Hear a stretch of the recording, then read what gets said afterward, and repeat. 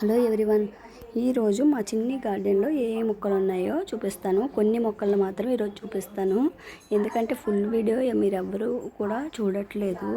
So present అయితే ఇది బీరకాయ చెట్టు అండి. ఈ సీజన్లో బాగా పండుతాయి, కొన్ని బాగా పూత వస్తుంది కానీ ఆకులు పురుగు పడుతుంది. దీనికి కెమికల్స్ యూజ్ చేయకుండా పువ్వు అనేది ఎలా నిలబడాలో కొంచెం కామెంట్ చేయండి.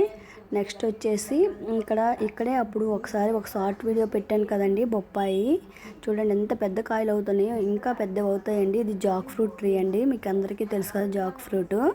సో మా చిన్ని మందార మొక్క అండి, ఇది పాట్లో ఉండేది, తీసుకొచ్చి ఇందులో వేసాను. మొగ్గలు అనేవి బాగా వస్తున్నాయి, ఈ వర్షంకి బాగా అది నాటుకుపోయింది.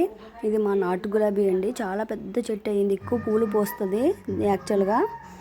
దీనికోసమే దానిమ్మ రొబ్బలు అయితే కొట్టాము. ఇది మా తమలపాకు చెట్టు అండి, నీడ లేకపోవడం వల్ల కొంచెము ఎండకి తట్టుకోలేకపోతుంది, నీడ ఉండాలి తమలపాకుకి.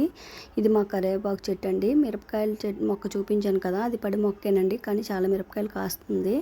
మా కరివేపాకు చెట్టు చూడండి చాలా పెద్దగా అయింది కదా, డైలీ ఇక్కడి నుంచే మేము తీసుకుంటాము. ఇది మొరం అండి, మీకు ఎంతమంది తెలుసో కామెంట్ చేయండి. ఇది బచ్చల కూర. సో ఇంతేనండి మా గార్డెన్, ప్లీజ్ సబ్స్క్రైబ్.